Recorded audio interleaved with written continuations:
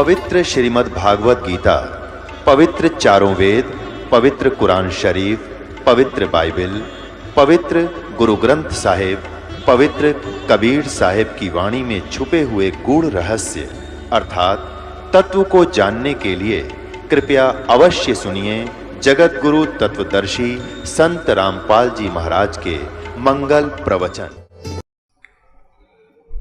बोलो सतगुरुदेव की जय। बंदी छोड़ कबीर साहेब की जय। बंदी छोड़ गरीबदास जी महाराज की जय। स्वामी रामदेवानंद जी गुरु महाराज की जय। सर्व संतों की जय। सर्व भक्तों की जय।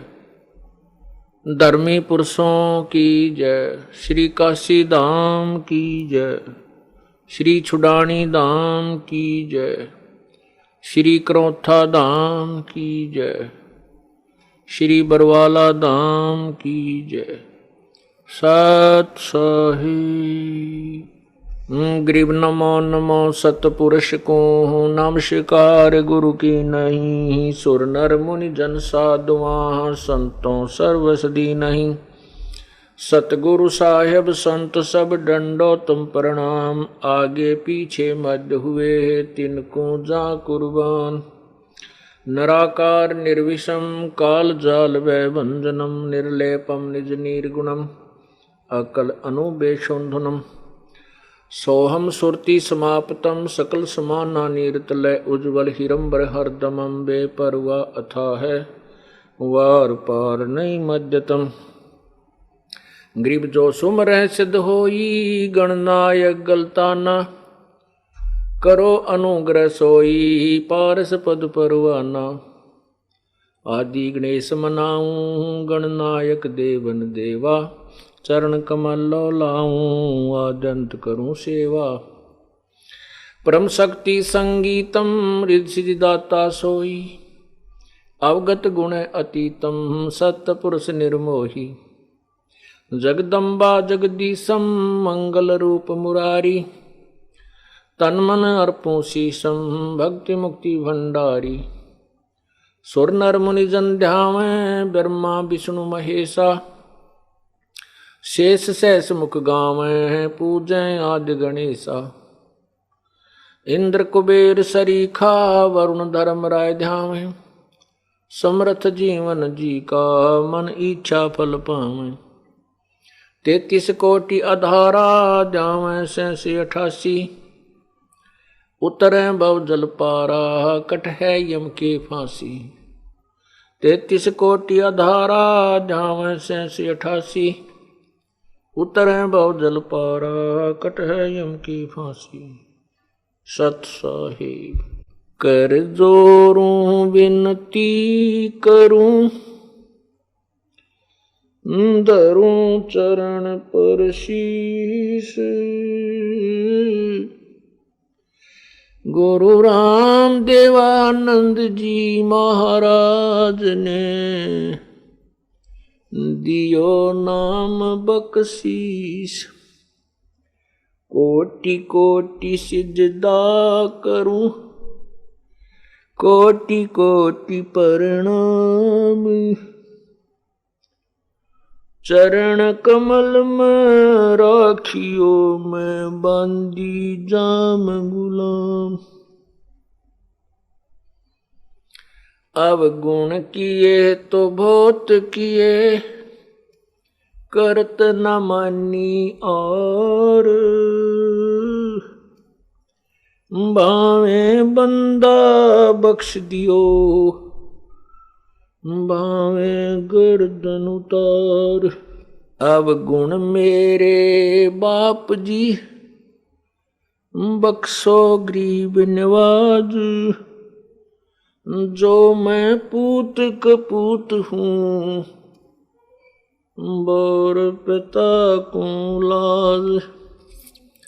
मैं अपराधी जन्म का नक्सक बड़े विकारी। तुम दाता दुखी भंजना मेरी करो संवर। कुत्ता तेरे दरबार का, मोतिया मेरा नाम। गले प्रेम की जेवड़ी, जहाँ खेचो वहाँ जाऊं। तो करो तो बावड़ू, दूर दूर करो तो जाऊं। जो राखो त्यों ही रहूं, जो देवो सो खाऊं। जय इब के सतगुरु मिले, सब दुख आँखों रो। चरणों ऊपर शीस धरूं, कहूं जो कहनी हो। कबीर गुरु जी मिलेंगे, पूछेंगे कुशलात। आद अंत की सब कहूँ, अपने दिल की बात। गुरु जी तुम ना भूलियो, चाहे लाख लोग मिल जाही। हमसे तुमको बहुत है, तुमसे हमको नाही। तुम्हारे विसारे क्या बने, मैं किसकी शरण में जाऊं। शिव ब्रंच मुनि नारदा, तिनके हृदय न समाऊं। बंदी छोड़ दयाल जी, तुम तक हमारी दौड़। जैसे कागज हाज का, सूजत और न ठोरे। पूर्ण ब्रह्म कृपा निदान, सुन के सौ करतार। गरीब दास मुझ दीन की, रखियो बहुत संभार। राम नाम रटते रहो, जब तक घट में प्राणी। कब हो तो दीन दयाल के, बनक पड़ेगी कान।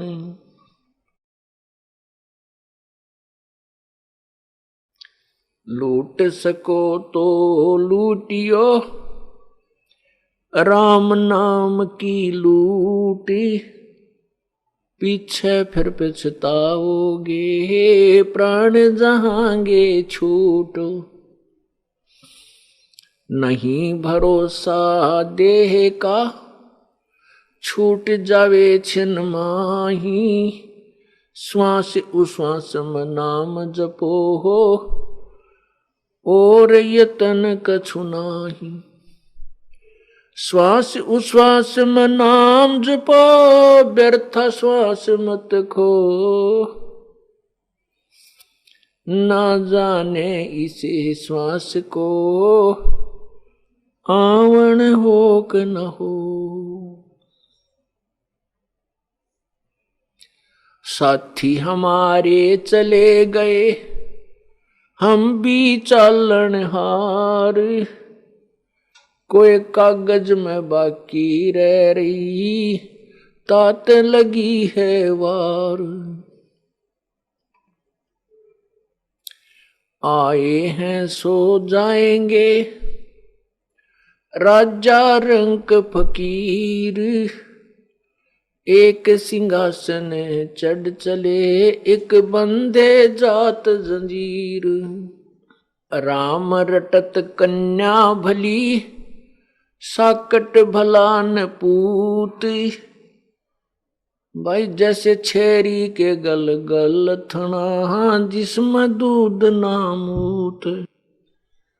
राम रटत दारिद्र भलो, टूटी घर की छान, वो सुंदर महल किस काम के, जहां भक्ति नहीं भगवान।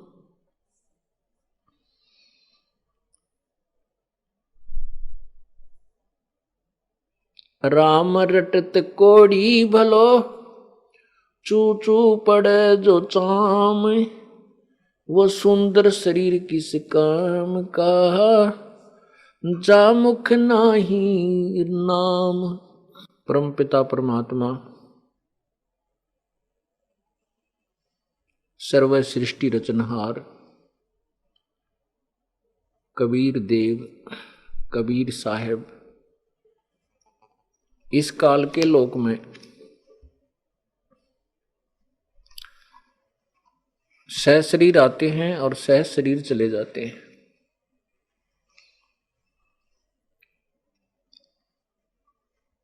वो परमात्मा कुछ समय के लिए यहां रहते हैं और एक जन साधारण की भूमिका करते हैं। जब वो परमात्मा यहाँ आते हैं वो तत्व ज्ञान का प्रचार करते हैं,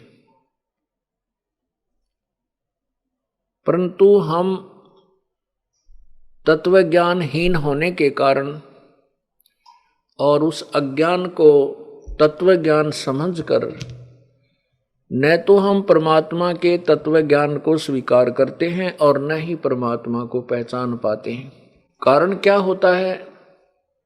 कारण ये होता है कि उस समय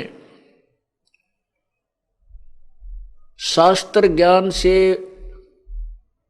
वंचित और शास्त्रों का ही प्रमाण बताकर सभी गुरुजन शास्त्र विरुद्ध ज्ञान बता रहे होते हैं और हम उनके द्वारा बताए गए उस लोकवेद को, उस दंत कथा को शास्त्रों में वर्णित ज्ञान मानकर हम स्वीकार कर चुके होते हैं। वो परमात्मा जब आते हैं और वो कहते हैं कि जो ज्ञान तुम्हें बताया गया है ये शास्त्र के विरुद्ध है, यथार्थ कहा यथार्थ ज्ञान ये है जो मैं तुम्हें बता रहा हूं। लेकिन हम अर्थात मानव समाज उस परमात्मा के उस तत्व ज्ञान पर विश्वास नहीं करता। क्यों नहीं करता? क्योंकि सभी सदग्रंथ जैसे पवित्र चारों वेद, पवित्र श्रीमद् भगवत गीता जी, पवित्र 18 पुराण और भी जिन शास्त्रों को हम प्रमाणित मानते हैं वे सभी संस्कृत भाषा के अंदर लिपिबद्ध होते हैं। परमात्मा अपने साधारण भाषा में, सिंपल लैंग्वेज में उन्हीं शास्त्रों में छुपे गूढ़ रहस्य को अपनी कबीर वाणी के द्वारा, कबीर गिरह के द्वारा, अमृतवाणी के द्वारा, लोकोक्तियों की अर्थात पद्य भाग की शकल में, पद्य भाग के रूप में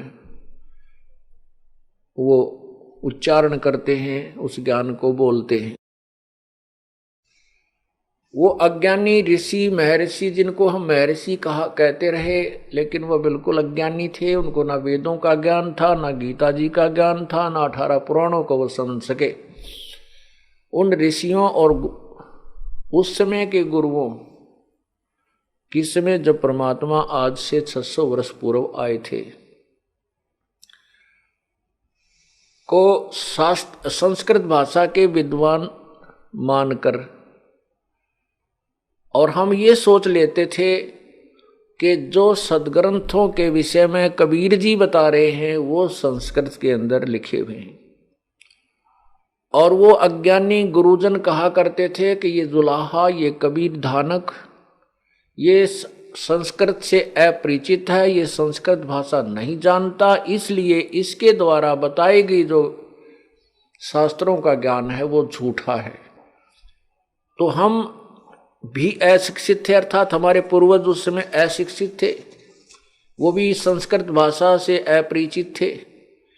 और दूसरी तरफ परमात्मा कबीर जी भी अक्षर ज्ञान रहित लीला कर रहे थे। वैसे तो वो परमात्मा थे, वो सब अक्षरों को, सब भाषाओं को अच्छी तरह जानते थे, परंतु जो विद्वान की परिभाषा हमने जान रखी है वो भी विपरीत है। यजुर्वेद अध्याय नंबर 40 के मंत्र नंबर 10 व 13 में स्पष्ट किया है कि कोई तो अक्षर ज्ञान युक्त, जिसने थोड़ी सी विद्या अक्षर ज्ञान सीख लिया है, जानता है, उसको हम कोई विद्वान कहता है, और जिसको अक्षर ज्ञान नहीं है उसको हम विद्वान कह देते हैं। लेकिन विद्वान और अविद्वान की परिभाषा भी सत्य यथार्थ रूप में वो तत्वदर्शी संत ही बताएगा। तो पुण्यात्माओं, केवल एक भाषा के जान लेने से विद्वान महर्षि नहीं होते। एक संस्कृत भाषा का जानने वाला पंजाबी भाषा को से अपरिचित है तो उसमें वो अविद्वान है, और यदि वो गुजराती नहीं जानता उसमें अविद्वान है, यदि वो इंग्लिश नहीं जानता है तो उसमें अविद्वान है। तो वो विद्वान नहीं है, केवल एक भाषा से परिचित है। दो से भी हो सकता है लेकिन वो भी विद्वान नहीं है। विद्वान तो पूर्ण परमात्मा है। पूर्ण परमात्मा कबीर जी वास्तव में विद्वान थे, और हम उन्हें विद्वान नहीं समझ सके। हम उनको अशिक्षित मानते थे, अक्षर ज्ञान रहित मानते थे, जिस कारण से उन नकली गुरुओं और ऋषियों का दाव लगा रहा। वो ये कह करके चैप्टर क्लोज कर देते थे परमात्मा कबीर परमेश्वर का कि ये तो अशिक्षित है, ये धानक है, ये शूद्र जाति से है, इसलिए ये सदग्रंथों से अपरिचित है, इसकी बातों पर विश्वास मत करना। और ऐसा ही होता रहा। वो परमात्मा अपने तत्व ज्ञान को बताता है कि तुम कौन हो, कहां से आए थे, आपका यहां मानव शरीर प्राप्त करने का उद्देश्य क्या है, जिससे हम अपरिचित होते हैं। परमात्मा ने 600 वर्ष पूर्व जो अमृतवाणी उच्चारण की थी, लोकोक्तियों के माध्यम से, दोहावली, शब्दावली, इसमें इसको पद्य भाग बोलते हैं। तो इन पदों में, इन दोहों में, श्लोकों में परमात्मा ने वही अमृत ज्ञान भरा हुआ है जो अपने सदग्रंथों में संस्कृत भाषा में विद्यमान है। अब उस परमात्मा ने जो बताया था 600 वर्ष पहले, आज सदग्रंथों में हम उनको देख रहे हैं कि वो सत्य है। और जो लोकवेद, जो तत्व, जो दंत कथा वो ऋषि जन, गुरु जी हमें सुनाया करते थे, वो सदग्रंथों के विरुद्ध थी। इससे दो बातें सिद्ध हो गई हैं कि एक तो कबीर परमात्मा, कबीर जी जो हैं वो परमात्मा हैं, सारी सृष्टि के रचनहार हैं, और वास्तव में विद्वान सर्वज्ञ वही परमेश्वर कबीर जी ही हैं, जिनको हम गुरु मानते थे। गुरु का अर्थ होता है जो हमें मार्गदर्शन करे, हमें जो है ज्ञान समझाए, सच्चा ज्ञान दे, वो सदगुरु होता है। वैसे तो गुरु ही बहुत होता है, गुरु शब्द बहुत है। गुरु ही शब्द उसके लिए बोला जाता है जो अपने विषय में मास्टर होता है, अपने कार्य में जो कुशल होता है उसको गुरु बोलते हैं, और वो फिर दूसरों को बताता है वही यथार्थ ज्ञान, यथार्थ क्रिया, तो वो गुरु होता है। सतगुरु इसलिए कहना पड़ा क्योंकि झूठे गुरुओं की गिनती नहीं, इसलिए सतगुरु शब्द लगाना पड़ा। अन्य गुरु ठीक नहीं है, वो सही ज्ञान नहीं दे रहे, इसलिए सतगुरु जो सच्चा ज्ञान प्रचार करने वाला है वो सतगुरु। तो वो सतगुरु भी कबीर परमेश्वर है और गुरु भी वही है। गुरु कहो चाहे सतगुरु कहो, क्योंकि गुरु वही होता है वास्तव में जो सही ज्ञान मार्गदर्शन करे और अपने विषय में मास्टर हो। जैसे कोई चिनाई का काम करता है, कोई लोहार का काम करता है, कोई मैकेनिक है, कोई इलेक्ट्रॉनिक के अंदर काम कर रहा है, कोई कंप्यूटर में है, तो वो जो अपने विषय में मास्टर है, सही जानता है उसके विषय में और वो आगे पढ़ाता है, वो टीचर है, गुरु है। जो गलत पढ़ा रहा है वो गुरु की उपाधि तो प्राप्त कर ली उसने भोली जनता से, लेकिन वो गुरु नहीं है, क्योंकि वो मास्टर नहीं है, उस विषय में वो कुशल नहीं है।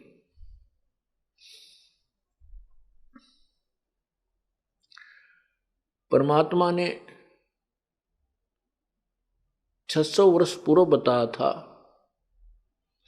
कि ब्रह्मा विष्णु महेश ये नाशवान हैं, अविनाशी नहीं है। इनके माता पिता हैं, जन्म मृत्यु होता है। ये केवल 3 गुणों से युक्त हैं, रजगुण ब्रह्मा है, सतगुण विष्णु है, तमगुण शिव जी है। और इनकी पूजा करने से आप इसी काल के जाल में बंधे रहते हो, पूर्ण मोक्ष प्राप्त नहीं करते। परमात्मा की अमर वाणी में लिखा है,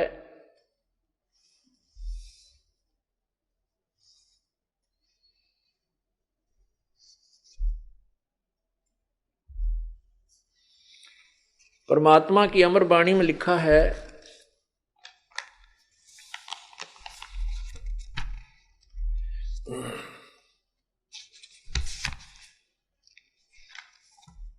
धर्मदास ये जग बोराना, कोई न जाने पद निर्वाण। यही कारण मैं कथा पसारा, जग से कहिए एक राम नियारा। परमात्मा अपनी सिंपल लैंग्वेज में बता रहे हैं जो सदग्रंथों के अंदर विद्यमान है।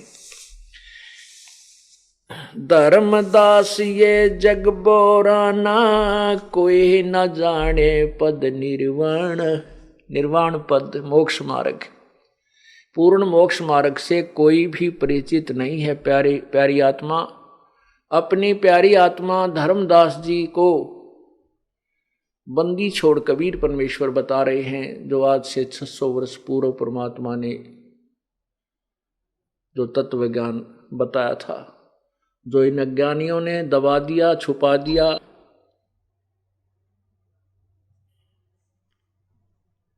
धर्मदास ये जग बोराना, कोई न जाने पद निर्वाण।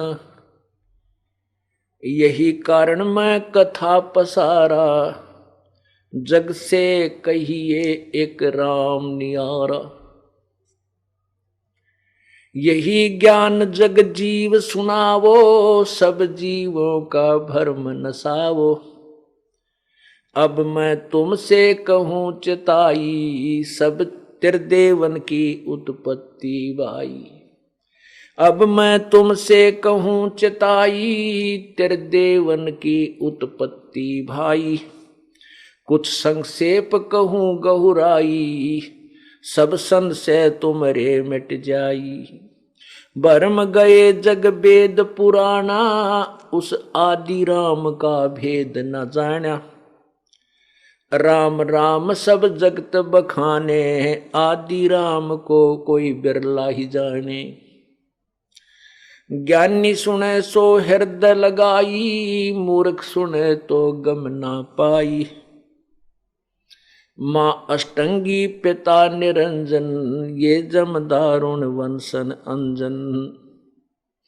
पहले कीन निरंजन राई, पीछे से माया उपजाई। माया रूप देख अति शोभा, देव निरंजन तन मन लोभा। काम देव धर्मराय सताए, देवी को तुरंत धर खाए। पेट से देवी करी पुकारा, हे साहेब मेरा करो उबारा। टेर सुनी तब हम ता आए, अष्टंगी का बंध छुड़वाए। सतलोक में कीना दुराचारी, काल निरंजन दीननकारी। माया समेत दिया भगाई, 16 शंख कोस दूरी पर आई। अष्टंगी और काल अब दोई, मंद कर्म से गए बिगोई। धर्मराय को हिकमत कीना, नख रेखा से भग कर लीना। धर्मराय कीने भोग विलासा, माया को रही तब आशा। 3 पुत्र अष्टंगी जाए, ब्रह्मा विष्णु शिव नाम धराए। 3 देव विस्तार चलाए, इनमें ये जग धोखा खावे। पुरुष गम कैसे कोई पावे, काल निरंजन जग भरमावे। 3 लोक अपने सुत दीना, सोन निरंजन बासा लीना। अलख निरंजन सोन ठिकाना, ब्रह्मा विष्णु शिव भेद न जाना। 3 देव सो उसको ध्यावे, निरंजन का वे पार न पावे। अलख निरंजन बड़ा बटपारा, 3 लोक जीव करे आहारा। ब्रह्मा विष्णु शिव नहीं बचाए, सकल खाए पुन दूर उड़ाए। 3 के सुत हैं तीनों देवा, अंधर जीव करते हैं सेवा। अकाल पुरुष काहू नहीं चीन्या, ये काल पाए सभी गए लीना। ब्रह्म काल सकल जग जाने, आद ब्रह्म को ना पहचाने। तीनों देव और अवतारा, ताको भजे सकल संसारा। 3 गुणन का ये विस्तारा, धर्मदास मैं कहूँ पुकारा। गुण तीनों की भक्ति में ये भूल पड़ो संसार। कह कबीर निज नाम बिना भई कैसे उतरो पार।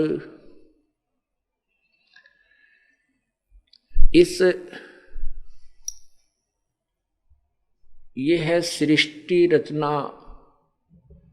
के विषय में जानकारी परमात्मा द्वारा, कबीर भगवान द्वारा बताई गई, जो आज से लगभग 600 वर्ष पूर्व अपनी अमृतवाणी में उन्होंने बताया था, ज्ञान सुनाया था। और यही आज हमारे सदग्रंथों में विद्यमान है। परमात्मा ने क्या बताया है कि धर्मदास ये जग बोराना, ये पूरा संसार मानव समाज विचलित है, भ्रमित है, और कोई ना जाने पद निर्वाणा। कोई भी मोक्ष मार्ग नहीं जानता, किसी को भी पूर्ण मोक्ष का ज्ञान नहीं है। उनके पास पूर्ण मोक्ष प्राप्त करने की वे ऑफ वर्शिप नहीं है, पूजा की पद्धति विधि नहीं है। पुण्यात्माओं, एक व्यक्ति, क्योंकि परमात्मा मनुष्य आकार में है और वही परमात्मा अपने शरीर को हल्के तेज पुंज युक्त करके यहाँ प्रकट होते हैं। एक जनसाधारण जैसे होते हैं, मनुष्य भी, परमात्मा भी इस ऐसे ही आकार का जैसा मानव शरीर है, स्त्री या पुरुष का। जिन्होंने परमात्मा को देखा है, जैसे आदरणीय गरीबदास साहिब जी ने कहा है कि हमरे ही हुनियार है, हमारा सृजनहार, हमारा भगवान हमारे ही हुनियार, माने हमारे ही हम रूप है, हमारे हम सकल है, हम आकार है, हमारे ही जैसा आकार का है हमारा रचने वाला हमारा भगवान है। तो वो परमात्मा एक सिंपल मैन की, साधारण मनुष्य की वेशभूषा में और ऐसी भूमिका करते हैं, और वो आकर के बताते हैं। और वो एक व्यक्ति अर्थात एक गुरु, जिसको अक्षर ज्ञान भी नहीं, और वो कह रहा है कि किसी भी ऋषि संत के पास कोई मोक्ष मार्ग नहीं है, वो सब भ्रमित कर रहे हैं, समाज को गुमराह कर रहे हैं, तो उस व्यक्ति की बात पर कौन विश्वास करेगा? और वो भी आज से 600 वर्ष पहले, जबकि कोई भी अक्षर ज्ञान युक्त नहीं था, केवल एक विशेष वर्ग को जिसको ब्राह्मण कहा जाता था, उन्हीं को संस्कृत भाषा पढ़ने का अधिकार था। अन्य किसी जाति वालों को, हिंदू समाज में अन्य किसी जाति वालों को अर्थात अक्षत्रिय, शूद्र और वैश्य, इन 3 वर्णों को संस्कृत पढ़ने का अधिकार नहीं था। तो उस समय कोई भी संस्कृत भाषा से परिचित नहीं था।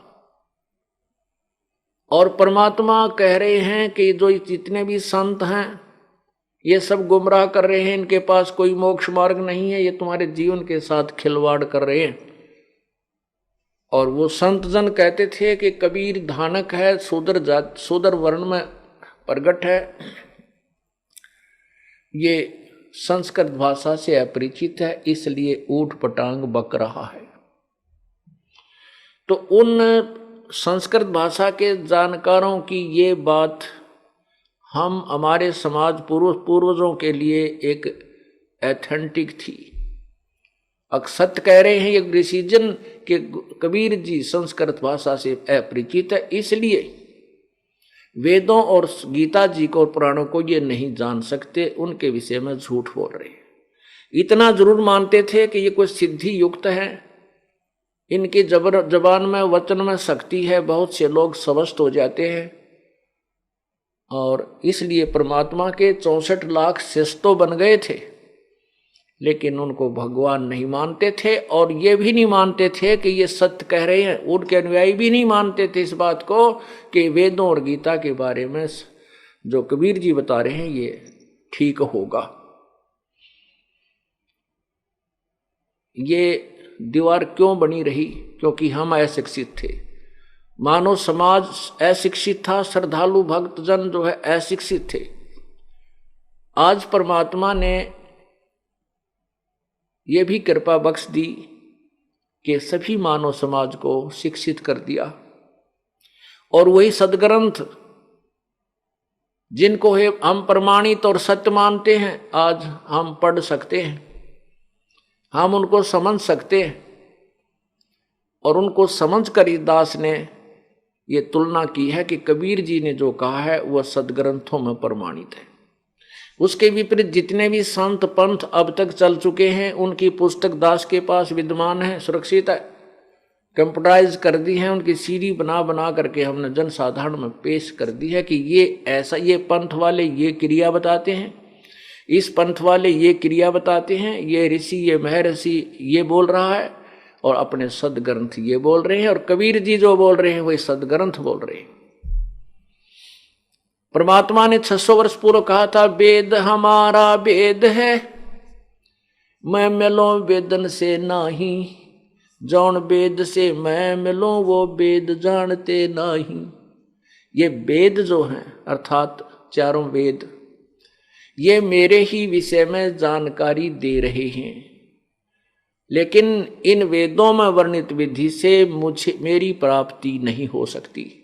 और जिस वेद से अर्थात जिस तत्व ज्ञान से मैं मिलूं वो वेद जानते नहीं, अर्थात इन वेदों में वर्णित नहीं है वो विधि, वो ज्ञान इन वेदों में कंप्लीट नहीं है। इसलिए वेदों में यही कहा लास्ट में कि नैति नैति नेति नेति नेति, कि जो हम ज्ञान बोल रहे हैं वेद 4 वेदों में ये कंप्लीट नहीं है। इतना ही नहीं है, न इति, इसका अंत नहीं है। और जो सवसम ज्ञान सवसम वेद परमात्मा ने जो कबीर वाणी, कबीर सागर में और कबीर शब्दावली के माध्यम से, कबीर बीजक के माध्यम से जो ज्ञान प्रचार किया है वो कंप्लीट स्पिरिचुअल नॉलेज है, वो पूर्ण आध्यात्मिक ज्ञान है। और आज हम उन्हीं इस परमात्मा के द्वारा 600 वर्ष पहले कहे गए वो अमृत वचनों को आज वेदों और गीता में प्रमाणित करते हैं, सत्य मिल रहे हैं। तो यहां क्या बता रहे हैं कि धर्मदास ये जग बोरा ना, कोई न जाना पद निर्वाणा। कोई नहीं जानता मोक्ष मार्ग को। आज ये दास कह रहा है, जैसे प्रारंभ में और वैसे भी जैसे दास सब सर्विस करता था, वहाँ प्रचार जब इस ज्ञान से परिचित हुआ, फिर दूसरे अपने साथियों से या औरों को भी कोई मिलता रिश्तेदार, उनसे कहता कि किसी के पास भी मोक्ष मार्ग नहीं है। किसी भी संत पंथ जो आज बोलबाला है, जिनके करोड़ों शिष्य हैं, उनके पास भक्ति मार्ग यथार्थ नहीं है, वो गुमराह करे। तो मेरे इस दास के द्वारा बताए गए भगवान वाले ज्ञान को, कबीर परमात्मा द्वारा बताए गए ज्ञान को जो दास प्रचार करता था, ये तो मान लेते थे कि आप कह तो सत्य रहे हो, लेकिन ये बात आपकी बिल्कुल व्यर्थ लगती है कि किसी भी संत के पास मोक्ष मार्ग नहीं है वर्तमान में। उनके इतने शिष्य जो हैं वो क्या मूर्ख हैं? वहाँ IAS अफसर हैं, वहाँ पर मजिस्ट्रेट भी, जज भी जाते हैं, वो सब शिष्य हैं उनके। क्या वो सब मूर्ख हैं? नहीं।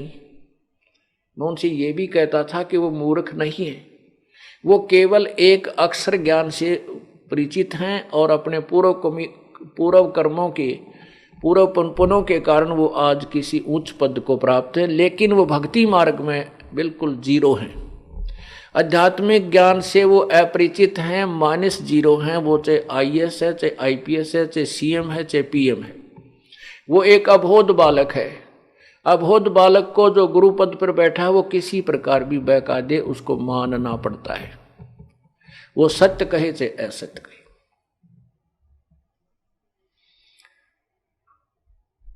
लेकिन नहीं मानते थे,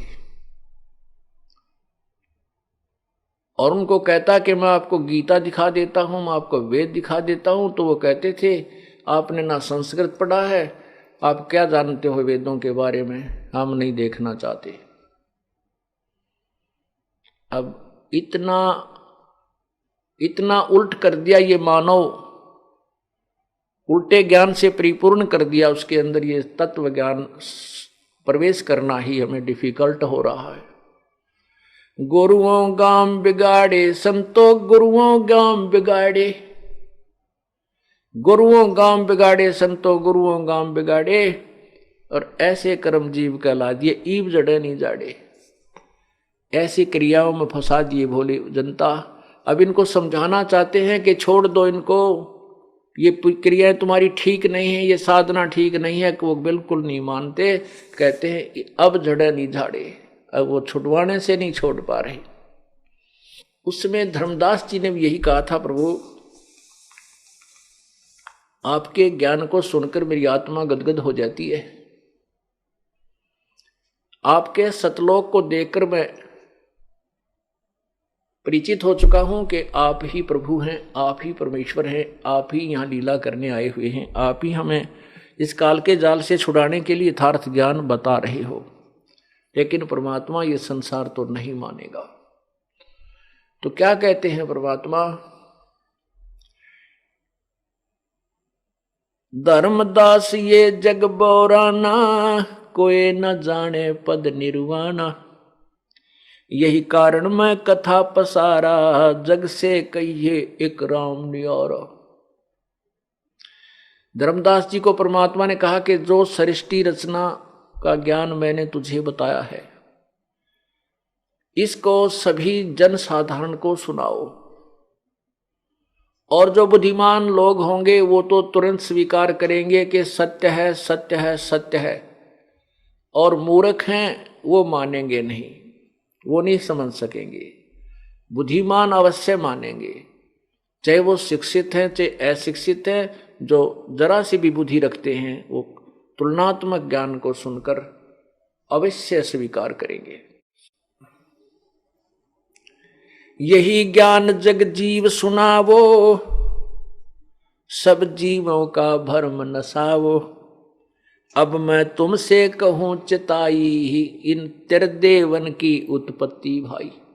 अब मैं तुमसे धर्मदास तुझे बताता हूं, सावधान होकर सुन। इन तीनों देवताओं ब्रह्मा, रजगुण ब्रह्मा, सतगुण विष्णु, तमगुण शिव जी की उत्पत्ति, इनका जन्म बताता हूं।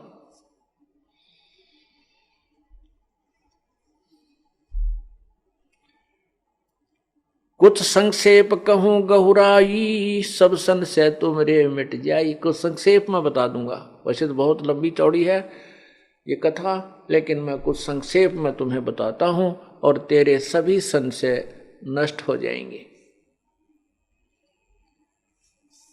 भरम गए जग वेद पुराना, आदि राम का भेद न जान्या। राम राम सब जगत बखाने, आदि राम कोई बिरलाए जाने। अब हम सभी राम राम तो करते हैं, कोई रब्बा रब्बा करता है, कोई अल्लाह अल्लाह करता है, कोई खुदा खुदा करता है, कोई गॉड गॉड करता है। परंतु वो गॉड कौन है, गॉड की डेफिनेशन भी पूर्ण रूप से नहीं बताई गई अपने को। परमात्मा की, राम की परिभाषा से भी हम परिचित नहीं हैं। राम राम तो सभी कहते हैं, भगवान भगवान सभी कहते हैं, लेकिन आदि राम कोई बिरला जाने। आदि राम सबसे पहले के प्रभु, परिभू, स्वयंभू। यजुर्वेद अध्याय नंबर 40 के मंत्र नंबर 8 में कबीर मनीषी, ओहो, शुक्रम अकायम ऐसनाविरम परिभू स्वयंभू व्यवधाता। तो उस परमात्मा का, कबीर भगवान का, कबीर मनीषी यानी कबीर सर्वज्ञ। मनीषी माने वास्तव में विद्वान कबीर ही है।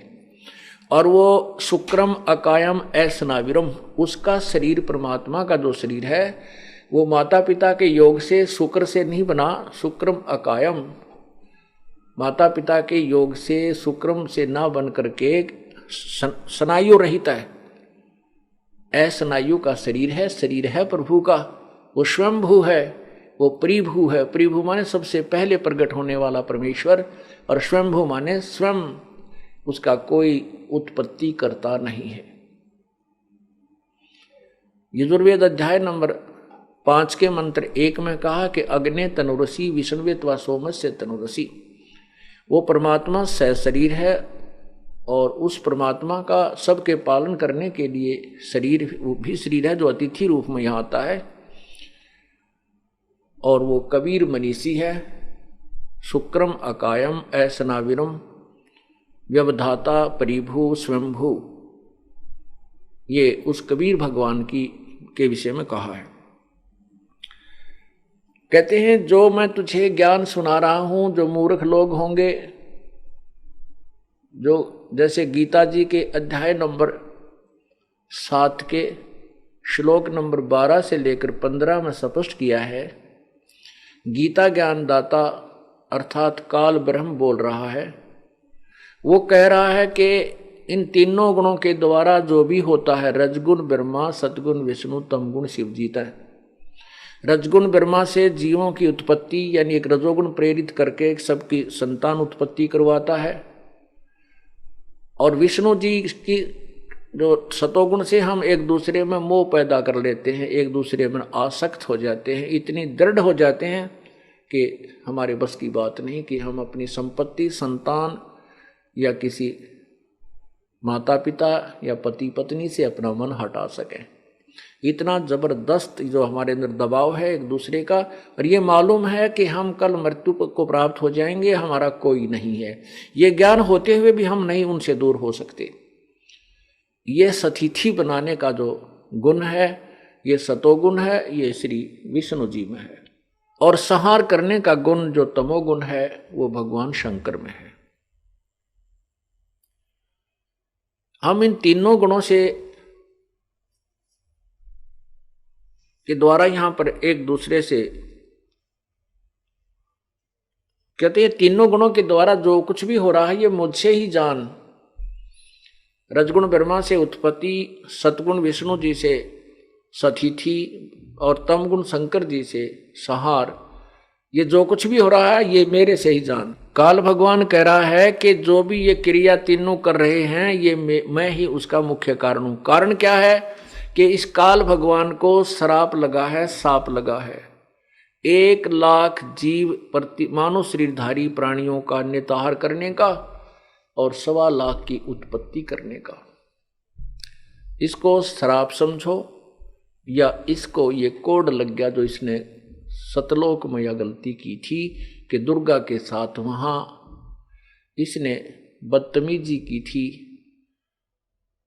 दुर्व्यवहार करने की चेष्टा की, इसी दुष्कर्म करने का प्रयत्न किया था। जिस ऐसे कर्म वहां करने वाले को ये रोग लग जाता है। तो ये कहता है कि इसने फिर अपने खाने के लिए 3 पुत्र उत्पन्न किए दुर्गा के संयोग में, पति पत्नी व्यवहार से। तो उसमें एक को रजोगुण प्रभावित कर दिया, रजोगुण से युक्त कर दिया। काल भगवान ने एक ब्रह्मांड के अपने एक ब्रह्मांड के सर्वोच्च स्थल पर, सर्वोच्च शिखर में एक ऐसा स्थान बना रखा है जिसको ये काशी नाम धरते हैं। काशी, काशी माने जो कभी नष्ट नहीं होती, उस नगरी को काशी कहते हैं। तो ब्रह्मलोक के ऊपरले हिस्से में इसने 3 स्थान बना रखे, एक रजोगुण युक्त प्रभावित, दूसरा सतोगुण प्रभावित और तीसरा तमोगुण प्रभावित।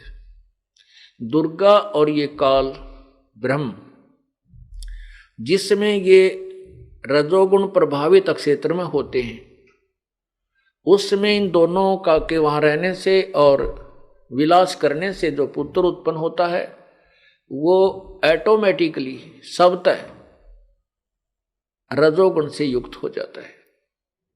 उसके अंदर ऐसे गुण भर अपने आप हो जाते हैं।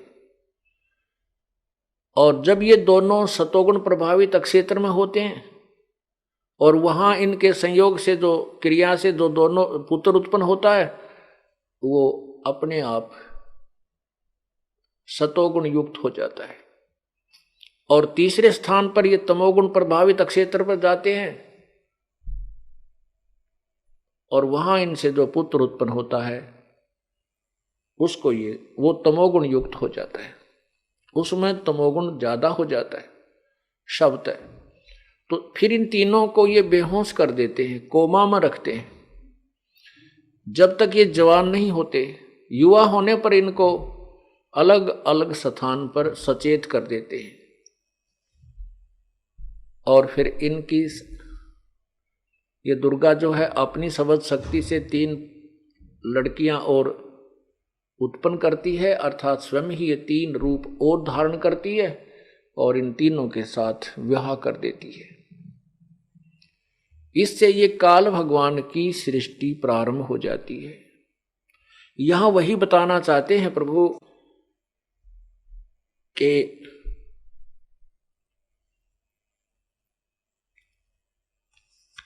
आप ये ज्योति निरंजन जो काल भगवान है वो गीता जी के अध्याय नंबर 7 श्लोक 12 से 15 में क्या बता रहा है कि इन तीनों गुणों के द्वारा जो भी हो रहा है, रजगुण ब्रह्मा, सतगुण विष्णु, तमगुण शिव जी से उत्पत्ति सतिथि और संहार, इसका मुख्य कारण मैं ही हूं। लेकिन मैं इनमें नहीं हूं, ये मुझ में नहीं है, क्योंकि ये काल इनसे अलग रहता है और वहां से रिमोट से सब कार्य यही कराता है। जैसे रिमोट से हम अपने यहाँ बैठे दूर दूर जो है ना टीवी से भी को भी चलाते हैं। और अब तो इतनी अच्छी टेक्निक होगी है कि ऊपर आकाश में छोड़े गए रॉकेट और उनको यहाँ से ही कंट्रोल, नीचे से ही रिमोट से कंट्रोल किया जाता है। ऐसे ही परमात्मा अपने प्रत्येक प्रभु, जैसे काल अपने 21 ब्रह्मांडों को इसी प्रकार अपने वचन, अपनी शक्ति से वो कंट्रोल करता है। पूर्ण परमात्मा सभी ब्रह्मांडों को वही अपनी रिमोट से सबको कंट्रोल करता है। तो ये काल भगवान कहता है कि मैं इनमें नहीं हूं और ये मुझ में नहीं है। ये देखिएगा एक ब्रह्मलोक का लघु चित्र, ये देखिएगा ये एक ब्रह्मांड का लघु चित्र, ये एक ब्रह्मांड है, एक ब्रह्मांड देखोगे।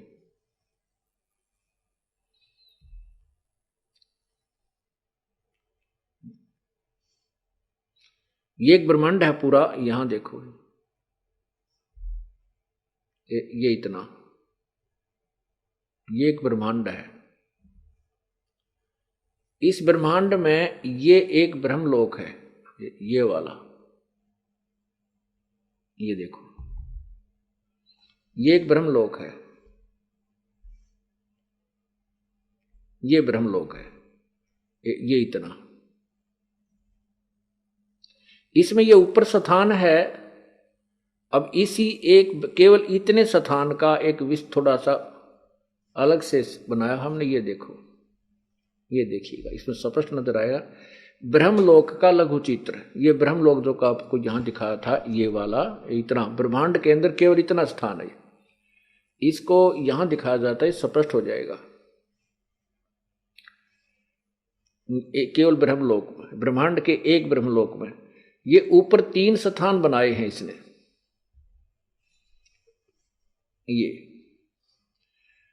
ये रजोगुण प्रधान क्षेत्र है, ये वाला, ये रजोगुण प्रधान क्षेत्र लिखा है, ये रजोगुण प्रधान क्षेत्र है। यहां ये काल ब्रह्मा रूप धारण करके और दुर्गा को महासावित्री रूप धारण करके दोनों इस क्षेत्र में रहते हैं। इनसे जो पुत्र उत्पन्न होता है उसको ये रजोगुण युक्त कर देते हैं, अपने आप हो जाता है इस क्षेत्र में। जो भी रहेंगे, जब तक इनके संतान उत्पत्ति नहीं होती, ये इसी में रहेंगे। उसके बाद ये सतोगुण क्षेत्र है, ये वाला सतोगुण क्षेत्र, सतोगुण प्रधान क्षेत्र, ये वाला।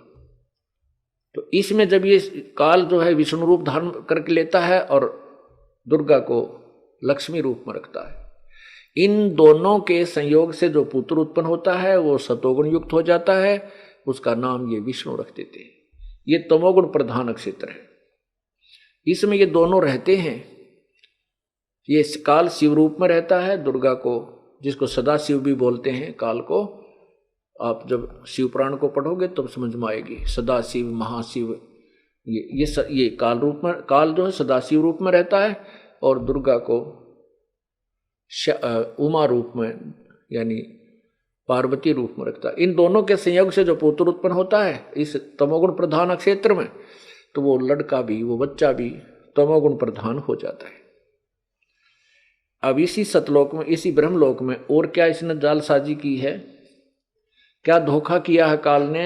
ये नकली ये ये ब्रह्मलोक कहते हैं महास्वर्ग, इसी में एक महास्वर्ग बनाया है, इसी में एक नकली सतलोक बनाया है। ये रहा, ये नकली सतलोक बनाया है, नकली अलखलोक, नकली अगम लोक, नकली अनामी लोक। ये काल ने भ्रमित करने के लिए ऐसा बना रखा है।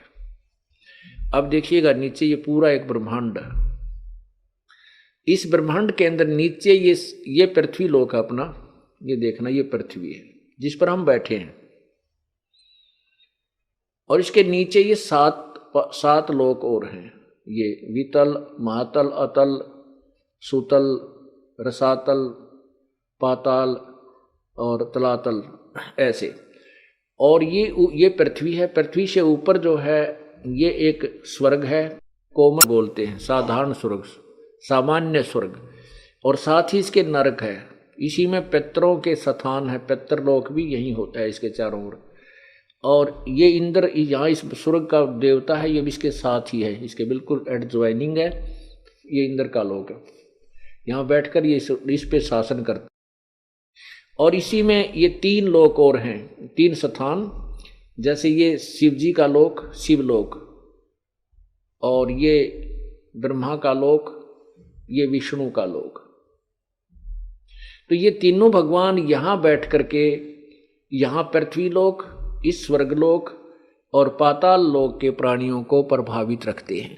इस 3 लोक के प्राणियों को ये अपने गुणों से प्रभावित रखते हैं, इनकी रेंज यहाँ काम करती है। और इस प्रकार ये काल क्या कह रहा है कि ये तीनों गुणों के द्वारा जो भी हो रहा है ये मुझसे ही जान, लेकिन मैं इनमें और वे मुझ में नहीं है। क्योंकि ये काल ऊपर रहता है, ये अपने यहाँ इन सारे प्राणियों को स्वयं कंट्रोल करता है। ये आपने एक ब्रह्मांड देखा,